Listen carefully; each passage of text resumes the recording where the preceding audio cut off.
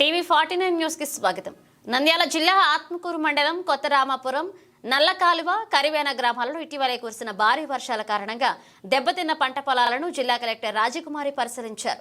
Collector రాజకుమారి గ్రామాల రైతులతో మాట్లాడుతూ దెబ్బతిన్న పంట పొలాలకు ప్రభుత్వం అన్ని విధాలుగా ఆదుకుంటుందని, రైతులు ఆందోళన చెందాల్సిన అవసరం లేదని, త్వరలో పంట నష్టపరిహారం ప్రభుత్వం అందిస్తుందని రైతులకు భరోసా ఇచ్చారు. ఈ కార్యక్రమంలో జిల్లా కలెక్టర్ రాజకుమారితో పాటు ఆత్మకూరు తహసీల్దార్ రత్నరాధిక, డిప్యూటీ తహసీల్దార్ మనోహర్, వ్యవసాయ శాఖ అధికారులు, తెలుగుదేశం పార్టీ నాయకులు, రైతు సేవా సంఘ నాయకులు అధిక సంఖ్యలో సమీప గ్రామ రైతులు పాల్గొన్నారు. ఆ కాలువలో మధ్యనే ఆపేశారు మేడం. మధ్యన ఆపేయడం వల్ల ఏమైందంటే ఆ కాలువలలో నీళ్ళు వచ్చేస్తున్నాయి. ఈ పక్కన ఉన్న వాహనాలు కూడా వాగులు నీళ్ళు ఇచ్చలేక కాలువలో వచ్చిన నీళ్ళల్లో పంటల మీద పెట్టేసి దాదాపు పంటలు అమ్ముకొస్తాయి. ఈ సంవత్సరం అధికంగా వర్షాలు పడి మొత్తం పూర్తిగా దెబ్బతింది మేడం. ఇది దాదాపు 90 రోజుల పైన మేడం. ఇవల్ల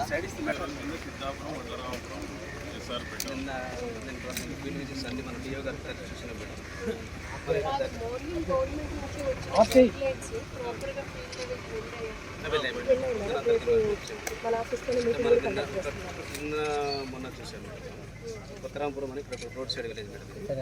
ఇక్కడ ఆల్మోస్ట్ నీళ్ళన్నీ కూడా ఇట్లా ఈ విధంగా ఇనండేట్ అయింది. రాలేదు మేడం. అంటే ఇట్లా ఉంది కదా మేడం.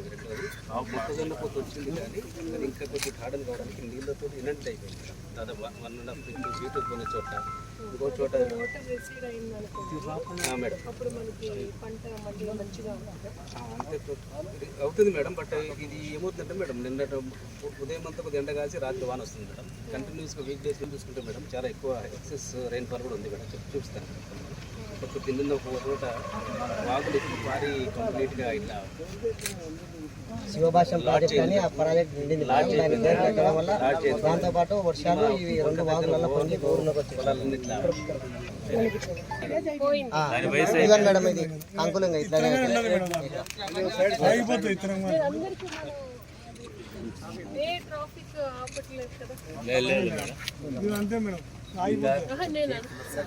ఇది గింజ రాలేదు. ఇప్పుడు వాటర్ గాని ట్రైన్ అవుట్ చేసి బయటికి తీస్తే వస్తుందా?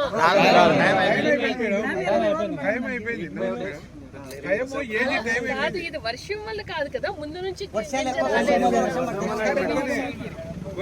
ఈ సంవత్సరము స్టార్టింగ్ నుంచి ఎక్కువ పడుతున్నాయి వర్షాలు ఈ మండలంలో. అంటే ఈ 4-5 రోజుల వర్షం కాదు, ముందు నుంచి పోయింది అని చెప్తాను.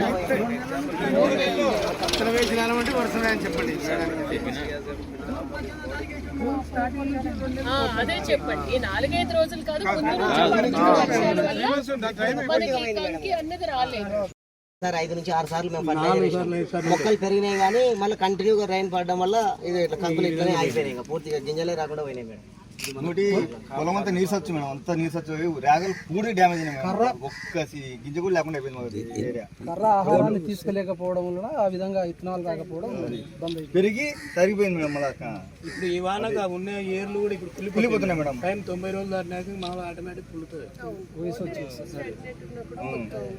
అందులో తిరిగి ఏరు కూడా పైన ఉంటుంది మేడం. ఎన్యూమరేట్ చేసి నామ్స్ ప్రకారం మీకు ఎంత ఇన్పుట్ సబ్సిడీ పరిహారం రావాలి ఖచ్చితంగా అందించాలి అంటున్నారు. అంతేనా?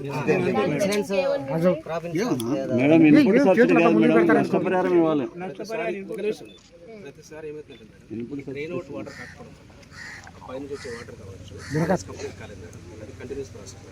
ఈ రెయిన్ అవుట్ సిస్టమ్ ఎందువల్ల 2-3 సార్లు, ఇప్పుడు 2 సార్లు అయింది మేడం.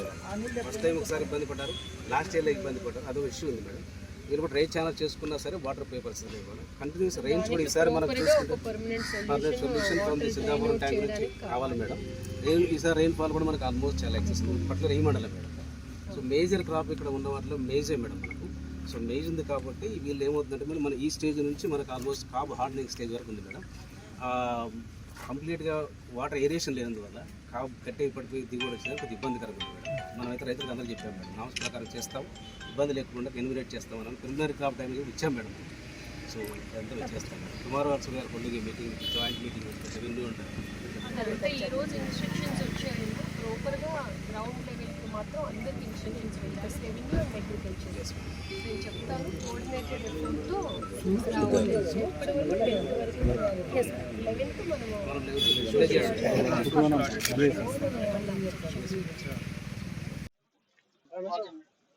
మన జిల్లాలో ఎక్కువగా వర్షపాతం అన్నది ఆత్మకూరు అలాగే కొత్తపల్లి మండలాల్లో ఎక్కువ పడింది.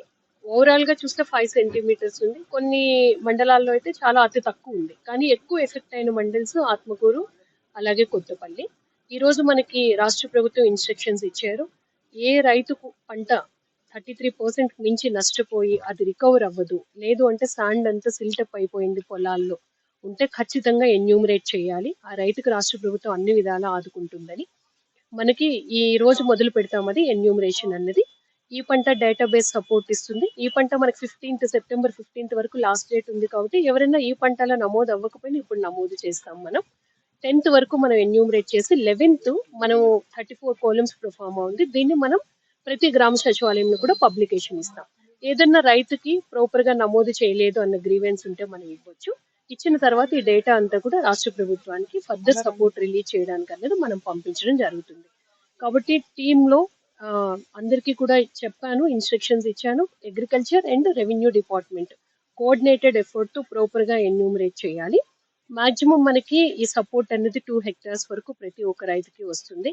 కాబట్టి ఏ ఒక్క రైతుని కూడా విడిచిపెట్టొద్దు. ఎక్కడన్నా వెబ్లాండ్ డేటాబేస్ లో ఇష్యూస్ వచ్చినా లేదంటే రీసర్వే జరగడం వల్ల జాయింట్ ఎల్పిఎంస్ వల్ల ఇష్యూస్ వచ్చినా కూడా ఖచ్చితంగా కేస్ బై కేస్ సాల్వ్ చేయడం జరుగుతుంది. ఎవరు కూడా ఆందోళన చెందాల్సిన అవసరం లేదు. ఎనీ ఫర్దర్ సపోర్ట్ ఉన్నా కూడా తహసీల్దార్ గారు అలాగే అగ్రికల్చర్ ఆఫీసర్ ఏడీ గారు వీరందరూ కూడా రైతులకు అందుబాటులో ఉంటారు. ప్రతి ఒక్క రైతు పంట కూడా మేము నమోదు చేస్తాం. ఈ మండలికి వచ్చినప్పటికి దగ్గర 4,500 hectares మనకి మొక్కజొన్న వేశారు. బాగా వాటర్ ఎక్కువ కాలం స్టాగ్నేట్ అయిపోవడం వల్ల, ఏరేషన్ లేకపోవడం వల్ల రూట్ రాటెన్ అయిపోయి కంకి కూడా రాలేదు. అలాగే వాటర్ మనకి ఇక్కడ శివభాష్యం ప్రాజెక్ట్ నుంచి కానీ సిద్ధాపురం లిఫ్ట్ ఇరిగేషన్ నుంచి కానీ హెవీ రెయిన్ వల్ల కానీ బాగా స్టిల్ ఇప్పటికీ కూడా వాటర్ అలాగే నిలబడి ఉంది. డ్రైన్ అవుట్ చేయడానికి కూడా పరిస్థితి అవకాశం ఇంకా కుదరట్లేదు. డ్రైన్ అవుట్ చేసే అవకాశం ఉన్నా చూసినా కూడా పంట నిలబడే పరిస్థితి లేదు. కాబట్టి అన్ని విధాలా సపోర్ట్ ఇస్తామని రాష్ట్ర ప్రభుత్వం ఏ నామ్స్ ప్రకారం మనకి రైతులకి అందుబాటులో ఉండి సపోర్ట్ ఇవ్వమన్నారో అది క్షేత్రస్థాయిలో అమలు అయ్యేటట్టు ఖచ్చితంగా చూస్తానని తెలియజేస్తున్నాను.